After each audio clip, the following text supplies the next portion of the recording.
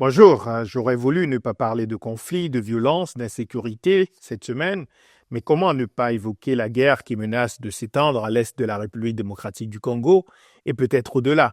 Comment ne pas penser au sort des populations civiles martyrisées depuis des décennies dans cette partie de ce vaste pays au cœur du continent? En 5 jours d'affrontements à Goma, chef-lieu de la province du Nord Kivu, le bilan s'élèverait, selon les premières estimations des Nations Unies, à au moins 700 morts et 2800 blessés. Un bilan provisoire établi alors qu'un calme précaire est revenu dans cette ville, contrôlée par le groupe rebelle du M23 et son soutien décisif, l'armée rwandaise, dont la présence sur le territoire congolais est établie depuis plusieurs mois. Les meneurs de cette offensive signalent leur intention de ne pas s'arrêter à Goma et de cibler désormais le sud Kivu. Corneille Nangaa, ancien président de la Commission électorale nationale indépendante de la RDC, qui a lancé l'Alliance Fleuve Congo, AFC, en décembre 2023, et qui entend représenter l'aile politique du M23, a même affirmé lors d'une conférence de presse à Goma vouloir aller jusqu'à Kinshasa pour renverser le président Tshisekedi. Il est évident que les conflits dans l'est de la RDC, au sous-sol extrêmement riche, sont nourris depuis des décennies par la juxtaposition d'intérêts économiques d'une grande diversité d'acteurs étrangers de tous les continents, occidentaux, asiatiques, africains, voisins immédiats ou non de la RDC, et bien sûr de cercles privilégiés de Congolais, autant d'acteurs pour lesquels le maintien des populations dans l'insécurité permanente, l'errance récurrente et une misère inacceptable ne posent aucun problème de conscience. Malgré les dizaines de millions de dollars injectés dans la restructuration et le renforcement des capacités des forces armées congolaises au cours des dernières années, déployées précisément dans l'est du pays, le pouvoir de Kinshasa a dû recourir à des entreprises de sécurité privées, autrement dit des mercenaires, qui ont vite fait de déposer les armes face aux combattants du M23 et de l'armée rwandaise. On a vu les images de dizaines de mercenaires roumains en cours d'évacuation de la ville de Goma. Si les derniers événements ont à nouveau montré la faiblesse de l'appareil sécuritaire de la RDC, ils ont exposé aussi de manière incontestable la violation de l'intégrité territoriale de la RDC par le Rwanda de Paul Kagame, et la disposition de ce dernier a fait prendre un risque énorme à toute une partie du continent, celui de basculer dans une nouvelle guerre en RDC impliquant plusieurs pays d'Afrique du centre, de l'Est et de l'Afrique australe. Le dernier rapport du groupe d'experts des Nations Unies sur la République démocratique du Congo, daté du 27 décembre 2024, décrit très clairement l'engagement des forces armées rwandaises en soutien au M23. On peut y lire ceci. Au Nord Kivu, un cessez-le-feu conclu entre la République démocratique du Congo et le Rwanda n'a pas empêché la coalition AFC-M23, disposant de l'appui constant de la Force de défense rwandaise, RDF, de s'étendre considérablement, notamment dans le territoire de Walikale riche en minéraux. La RDF, donc l'armée rwandaise, utilise une technologie militaire de pointe qui a assuré la suprématie militaire de la coalition AFC-M23 dans le Petit Nord. Fin de citation. Le rapport soulignait aussi les motivations économiques de la guerre.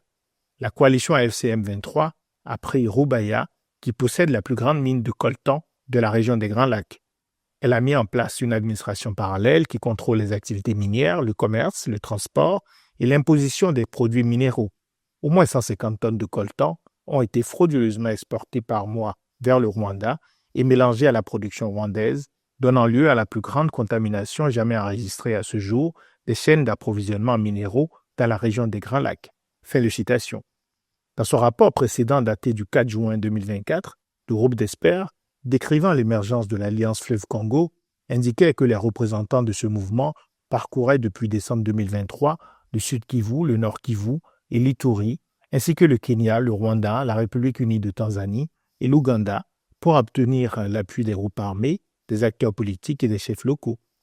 La présence de troupes de la Communauté de développement de l'Afrique australe, la SADC, des troupes notamment sud-africaines, celle du Burundi dont les relations sont aussi tendues avec le Rwanda, signifie que le risque d'un embrasement régional est réel et imminent.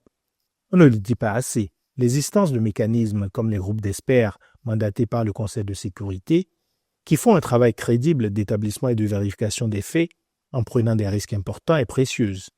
2 experts avaient été tués en mars 2017 pendant qu'ils enquêtaient au Kasaï.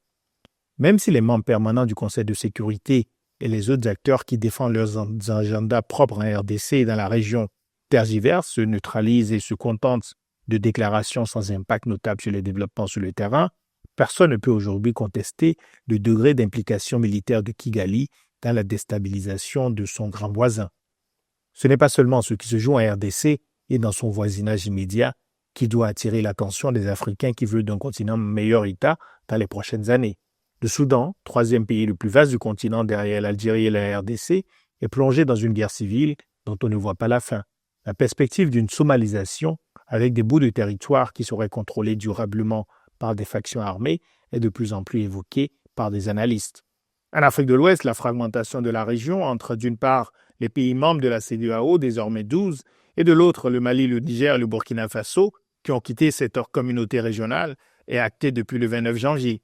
Partout sur le continent, des dynamiques mortifères sont en train de s'imposer. Le choix de la militarisation et de la guerre comme mode de résolution privilégié des conflits, les divisions au sein de chacune des régions du continent, la montée de l'animosité entre les dirigeants de pays voisins et la poursuite de l'affaiblissement des communautés régionales et de l'Union africaine. Vous me direz que ces tendances sont mondiales et pas seulement africaines. Mais l'Afrique a déjà beaucoup donné, la RDC et le Soudan notamment, et il est peut-être temps de créer les conditions d'une distribution plus juste de la paix, de la sécurité, de la sérénité, mais aussi des souffrances, de la violence et de la guerre à travers le monde.